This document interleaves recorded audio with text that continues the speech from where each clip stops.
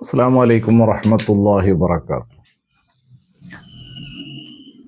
ಇವತ್ತಿನ ಒಂದು ಟಾಪಿಕ್ ಬಹುಶಃ ಈ ಕಾಲದಲ್ಲಿ ಅತ್ಯಂತ ಅಪೇಕ್ಷಿತವಾದಂತಹ ಒಂದು ವಿಷಯವಾಗಿರಬಹುದು ಎಂದು ನಾನು ಮನದಟ್ಟು ಮಾಡ್ತೇನೆ. ಹಾಗೆ ನಿಮಗೆ ಅನಿಸಿದಲ್ಲಿ ಈ ವಿಡಿಯೋ ಸಾಧ್ಯವಾದಷ್ಟು ನೀವು ಇನ್ನಿತರರಿಗೆ ತಲುಪಿಸುವಂತೆ ಮಾಡಬೇಕು. ಮೊದಲನೆಯದಾಗಿ ನನ್ನ ಪ್ರೀತಿಯ ನೆಚ್ಚಿನ ವೀಕ್ಷಕರಲ್ಲಿ ನನಗೆ ಹೇಳಲಿಕ್ಕಿರುವುದು, ಈ ವಿಡಿಯೋಗಳು ಮಾಡಿ ಹಾಕುವುದರಿಂದ ಯೂಟ್ಯೂಬ್ನಲ್ಲಿ ಮುಖಾಂತರ ದೊಡ್ಡ ಸಂಪಾದನೆ ಆಗ್ತಾ ಇದೆ ಎಂಬಂತಹ ಮನೋಭಾವ ಯಾರಿಗೂ ಸಹ ಬೇಡ.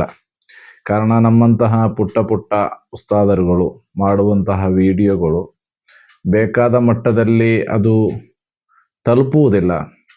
ಮತ್ತು ದೊಡ್ಡ ದೊಡ್ಡ ಕಾಮಿಡಿಗಳಾಗಲಿ ಇನ್ನಿತರ ವಿಷಯಗಳಾಗಲಿ ಇದರಲ್ಲಿ ಅಡಗಿರದೆ ಸತ್ಯ ಮಾತ್ರ ಅಡಗಿರುವುದರಿಂದ ಬಹುತೇಕ ಜನರಿಗೆ ಅದರಲ್ಲಿ ವೀಕ್ಷಿಸಲು ಅಥವಾ ನೋಡಲು ಅಥವಾ ಇನ್ನಿತರಿಗೆ ತಲುಪಿಸಲು ಹೆಚ್ಚಿನ ಒಂದು ಮನಸ್ಸು ಬರುವುದಿಲ್ಲ. ಏನೇ ಆಗಿರಲಿ, ಒಂದಿಬ್ಬರಿಗಾದರೂ ಇದರಿಂದ ಪ್ರಯೋಜನವಾದರೆ, ಒಂದೆರಡು ಆದರೂ ಈ ಮುಖಾಂತರ ಒಂದು ಪ್ರಯೋಜನ ಲಭಿಸಿದರೆ ನಮಗೆ ಅದು ಸಾಕು. ಅದು ಮಾತ್ರವಾಗಿದೆ ಬಯಸುವುದು. ಅದಲ್ಲದೆ ಯೂಟ್ಯೂಬ್ನಿಂದ ಹಣ ಸಂಪಾದನೆ ಮಾಡುವಂತಹ ಯಾವುದೇ ಉದ್ದೇಶ ಇಲ್ಲ ಎಂದು ಈ ಸಂದರ್ಭದಲ್ಲಿ ಹೇಳುತ್ತಾ, ಪವಿತ್ರವಾದಂತಹ ಕುರ್ಆನಿನ ಒಂದು ಆಯತ್ ಸಾಧಾರಣ ಎಲ್ಲರಿಗೂ ಸಹ ಕಂಠಪಾಠವಿರುವಂತಹ, ಕೇಳಿ ಮನದಟ್ಟು ಮಾಡಿರುವಂತಹ ಒಂದು ಆಯತ್ತಾಗಿದೆ. ಕುಲ್ಲು ನಫ್ಸಿನ್ ದಾಯಿಕತುಲ್ ಮೌತ್ ಅಲ್ವಾ? ಇದು ತಿಳಿಯದವರು ಗೊತ್ತಿಲ್ಲದವರು ಯಾರೂ ಇಲ್ಲ. ಎಲ್ಲ ಜೀವಿಯೂ ಸಹ, ಜೀವವಿರುವಂತಹ ಪ್ರತಿಯೊಂದು ಜೀವಜಾಲಗಳು, ಅದು ಮನುಷ್ಯೇತರ ಯಾವುದೇ ಜೀವಗಳಾಗಿರಲಿ, ಎಲ್ಲ ಜೀವಗಳು ಸಹ ಮರಣವನ್ನು ರುಚಿಸಲಿದೆ. ಮರಣವನ್ನು ಅದು ಅನುಭವಿಸಲಿದೆ. ಮರಣ ಹೊಂದದೆ ಜೀವಿಸಲು ಇಲ್ಲಿ ಯಾರಿಗೂ ಸಹ ಸಾಧ್ಯವಿಲ್ಲ. ಪ್ರವಾದಿ ಮುಹಮ್ಮದ್ ರಸೂಲುಲ್ಲಾಹಿ ಸ್ವಲ್ಲಲ್ಲಾಹು ಅಲೈಹಿ ವಸಲ್ಲಂ ಅವರವರು ನಮಗೆ ಗೊತ್ತಿದೆ, ವಲೌ ಕಾನತಿ ದುನ್ಯಾ ತದೂಮು ಲಿ ವಾಹಿದಿನ್ ಲಕಾನ ರಸೂಲುಲ್ಲಾಹಿ ಫಿಹಾ ಮುಖಲ್ಲದ. ಈ ಪ್ರಪಂಚದಲ್ಲಿ ಮರಣ ಹೊಂದದೆ ಯಾರಾದರೂ ಶಾಶ್ವತವಾಗಿ ಬದುಕಿ ಉಳಿಯುತ್ತಿದ್ದರೆ ಅದು ಮುಹಮ್ಮದ್ ರಸೂಲುಲ್ಲಾಹಿ ಸ್ವಲ್ಲಲ್ಲಾಹು ಅಲೈಹಿ ವಸಲ್ಲಂ ಅವರವರು ಬದುಕಿ ಉಳಿಯುತ್ತಿದ್ದರು. ಪ್ರವಾದಿ ಸ್ವಲ್ಲಲ್ಲಾಹು ಅಲೈಹಿ ವಸಲ್ಲಂ ಅವರವರ ಐಹಿಕವಾದಂತಹ ಜೀವನ ಕೇವಲ 63 ವರ್ಷ ಮಾತ್ರವಾಗಿತ್ತು. ಅದರಿಂದ ಎಲ್ಲರೂ ಸಹ ಮರಣ ಹೊಂದಲಿಕ್ಕಿದೆ. ಈ ಮರಣಗಳು ವ್ಯತ್ಯಸ್ತವಾದಂತಹ ರೂಪದಲ್ಲಿದೆ. ಯಾವ ರೀತಿಯಲ್ಲಿ, ಯಾವ ಸ್ಥಳದಲ್ಲಿ, ಹೇಗೆ ಮರಣ ಹೊಂದುತ್ತೇವೆ, ಯಾವಾಗ ಮರಣ ಹೊಂದುತ್ತೇವೆ ಎಂದು ಹೇಳಲಿಕ್ಕೆ ನಾನು ಸಹಿತ ಯಾರಿಗೂ ಸಹ ಸಾಧ್ಯವಿಲ್ಲ. ಅದು ನಿಮಗೆಲ್ಲರಿಗೂ ಗೊತ್ತಿರುವಂತಹ ವಿಷಯವಾಗಿದೆ. ಆದರೆ ಈ ಮರಣವೆಂಬುದು ಅಥವಾ ಮರಣದ ಆ ಒಂದು ಮನೆಯಲ್ಲಿ, ವಾತಾವರಣದಲ್ಲಿ ಹೆಚ್ಚಿನ ಸೂಕ್ಷ್ಮತೆಯನ್ನು ಪಾಲಿಸಬೇಕಾದಂತಹ ಒಂದು ಸಂದರ್ಭವಾಗಿದೆ. ಕಾರಣ, ಈ ಮರಣ ಹೊಂದಿದಂತಹ ವ್ಯಕ್ತಿಯ ಮನೆಯಲ್ಲಿ ಒಂದು ಬೇಸರದ ಒಂದು ಛಾಯೆ, ಬೇಸರದ ಒಂದು ವಾತಾವರಣ ಉಂಟಾಗಿರ್ತದೆ. ಅಲ್ಲಿ ಅವರೆಲ್ಲರೂ ಬಯಸುವುದು, ಅಲ್ಲಾಹನೇ, ನನ್ನ ಮಗ ಇಷ್ಟು ಬೇಗ ನನ್ನಿಂದ ಬಿಟ್ಟು ಹೋದ, ಅಥವಾ ನನ್ನ ಪತಿ ಇಷ್ಟು ಬೇಗ ನನ್ನಿಂದ ದೂರವಾದರು, ನನ್ನ ತಂದೆ ದೂರವಾದರು, ನನ್ನ ತಾಯಿ ದೂರವಾದರು.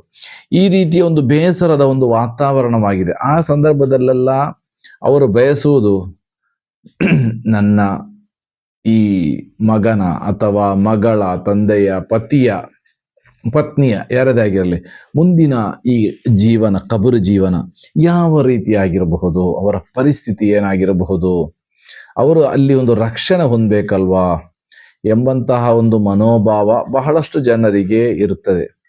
ಆ ನಿಟ್ಟಿನಲ್ಲಿ ಅವರು ಖೇದಪಟ್ಟು, ದುಃಖಪಟ್ಟು ಅಳುತ್ತಿರುವಂತಹ ಒಂದು ಸಂದರ್ಭ.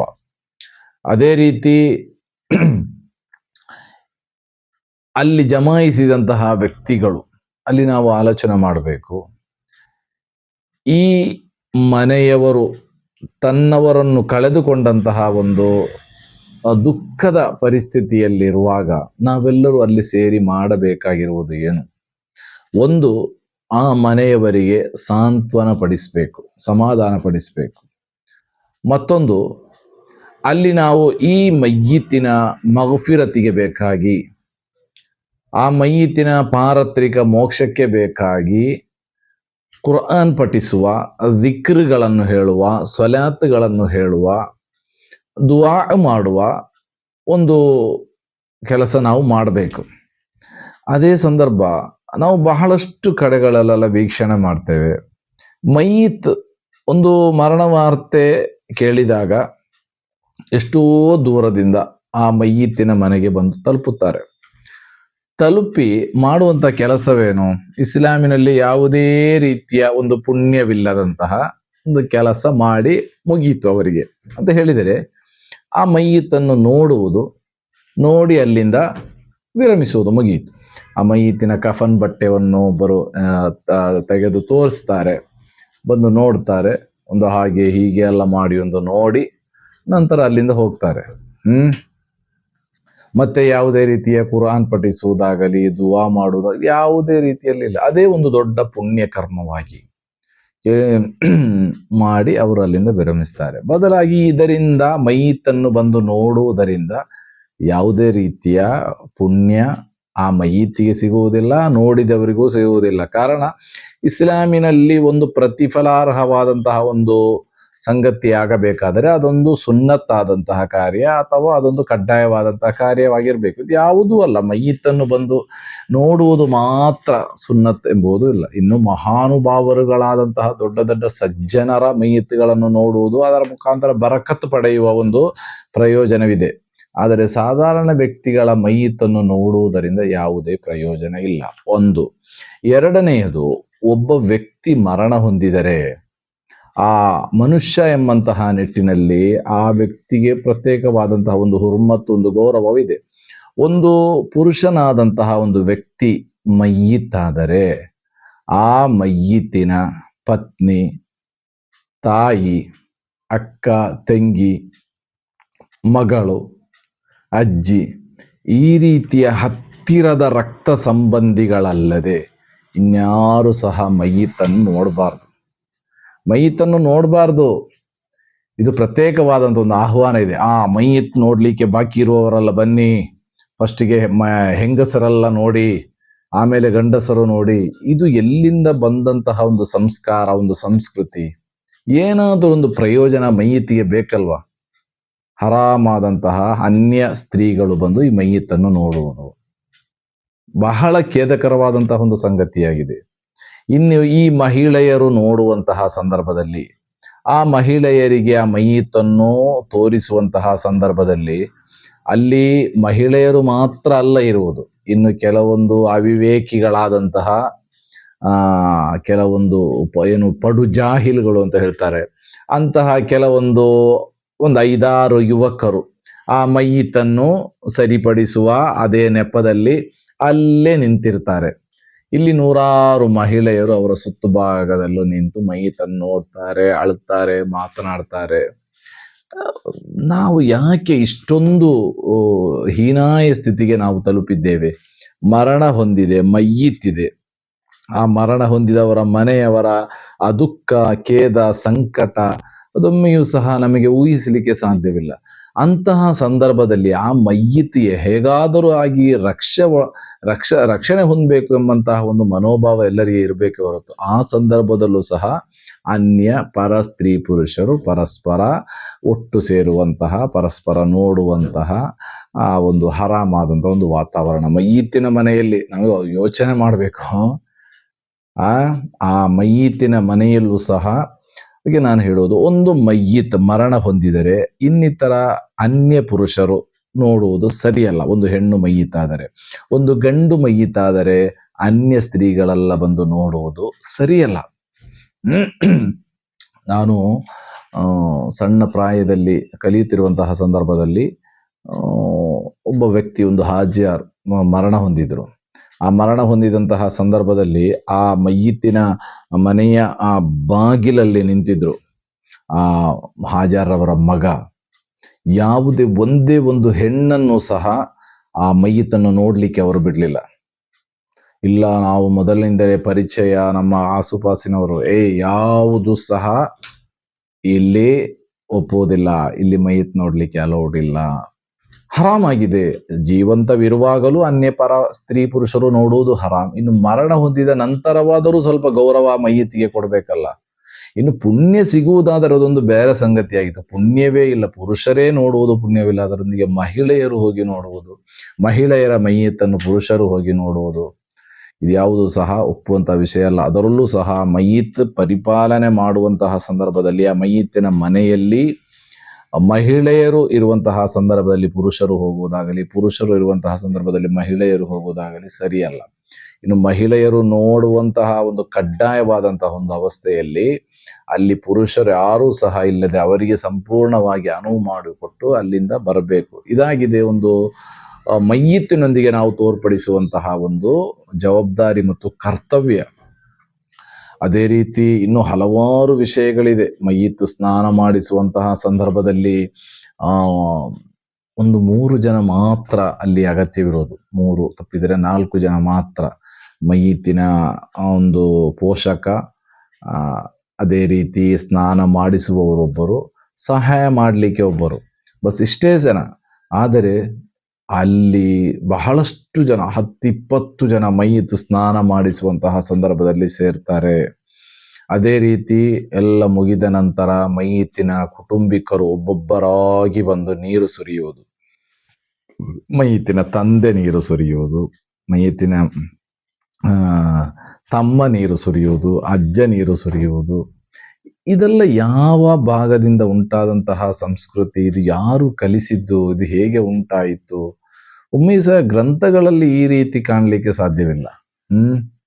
ಇನ್ನು ಅದೊಂದು ಬಂದಂತಹ ಒಂದು ಆಚಾರ, ಇದು ನಾವು ಕಡಿಮೆ ಮಾಡಲೇಬೇಕು. ಮೈಯತ್ತು ಸ್ನಾನ ಮಾಡಿಸುವಂತಹ ಸಂದರ್ಭದಲ್ಲಿ 3-4 ಜನ, 3 ಅತ್ಯಂತ ಅಗತ್ಯವಾಗಿರುವುದು. ಅದು ಬಿಟ್ಟರೆ ಹೆಚ್ಚಿನ ಜನರು ಅಲ್ಲಿ ಸೇರಬಾರ್ದು. ಮತ್ತೆ ಸೇರಬೇಕಾಗಿರುವುದು ಹೆಚ್ಚಿನ ಜನ ಎಲ್ಲಿ? ಕಫನ್ ಮಾಡುವಾಗಲ ಅಲ್ಲ, ಕಫನ್ ಮಾಡುವಾಗಲೂ ಸಹ ಅದಕ್ಕೆ ಅಗತ್ಯ ಇರುವಷ್ಟು ಜನ ಮಾತ್ರ ಸೇರಿದರೆ ಸಾಕು. ನಂತರ ಅಲ್ಲಿ ಕುರ್ಆನ್ ಪಠಿಸುವಾಗ ಹೆಚ್ಚಿನ ಜನ ಸೇರಬೇಕು.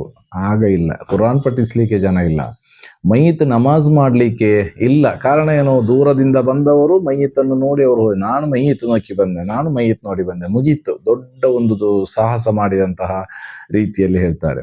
ಅದೇ ರೀತಿ ಮೈಯತ್ತನ್ನು ಕೊಂಡು ನಮಾಜ್ ಮಾಡುವಂತಹ ರೀತಿಯಲ್ಲಿ ಸಮಯದಲ್ಲಿ ಜನ ಇಲ್ಲ, ಕಡಿಮೆ ಜನ.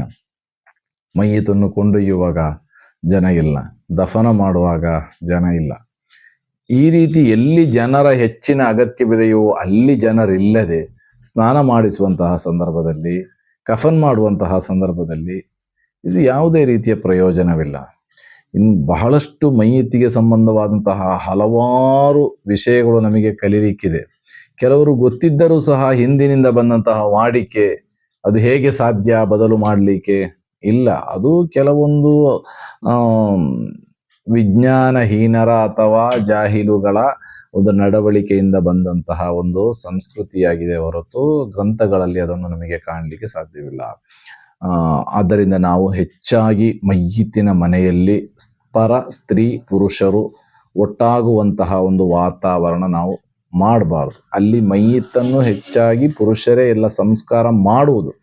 ಮಾಡಿದ ನಂತರ ಅಲ್ಲಿ ಮಹಿಳೆಯರು ಇರುವಾಗ ಅಲ್ಲಿ ನಾವು ಒಮ್ಮೆಯೂ ಸಹ ನಿಲ್ಲಬಾರದು ಎಂದು ಮಾತ್ರವಲ್ಲ, ಮಹಿಳೆಯರು ಸಹ ಇದು ಮೈಯತ್ತಿನ ಮನೆಯಲ್ಲ, ತೊಂದರೆ ಇಲ್ಲ ಅಂತ ಹೇಳಿ ಪುರುಷರಿರುವಾಗ ಅಲ್ಲೇ ಬಂದು ಸೇರುವುದು ಸರಿಯಲ್ಲ.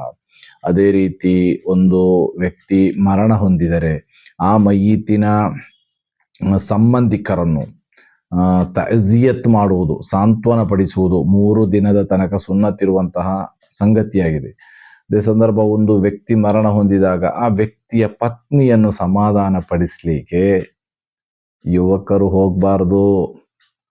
ಅದು ನನ್ನ ಕ್ಲಾಸ್ಮೇಟ್, ಅದು ನಾವು ಒಟ್ಟಿಗೆ ಕಲಿತವಳು, ಯಾವುದು ಸಹ ಇಲ್ಲ, ಅಲ್ಲಿ ಸಾಂತ್ವನ ಪಡಿಸುವಂತಹ ವಿಷಯವೇ ಇಲ್ಲ.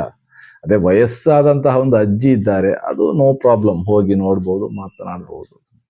ಅದೇ ಸಂದರ್ಭ ಒಂದು ಯುವತಿ, ಒಂದು ಪತಿ ಮರಣ ಹೊಂದಿದಾಗ ಆ ಪತ್ನಿ ದುಃಖದಲ್ಲಿರುವ ಅವಳನ್ನು ಸಾಂತ್ವನ ಪಡಿಸಲಿಕ್ಕೆ ಹೋಗುವುದು ಯಾರು? ಈ ಪತಿಯ ಫ್ರೆಂಡ್ಸ್ಗಳು, ಸ್ನೇಹಿತರು. ಅದೇ ರೀತಿ ಅಥವಾ ಅವಳೊಂದಿಗೆ ಶಾಲಾ ಮದರಸಗಳಲ್ಲಿ ಕಲಿತ അല്ലെങ്കിൽ ನಮ್ಮ ಪಕ್ಕದ ಮನೆಯವಳ ನಿಟ್ಟಿನಲ್ಲಿ ಅವಳನ್ನು ಹೋಗಿ ಸಾಂತ್ವನ ಪಡಿಸುವುದು. ಎಲ್ಲಿಯ ತನಕ ಅಂತ ಹೇಳಿದರೆ ಕೆಲವೊಮ್ಮೆ ಮೈ ಮುಟ್ಟಿ ಸಹ ಮಾತನಾಡುವಂತಹ ಒಂದು ಪರಿವೇ ಇದೆ. ಎಲ್ಲ ಹರಾಮಾಗಿದೆ ಸಹೋದರರೇ.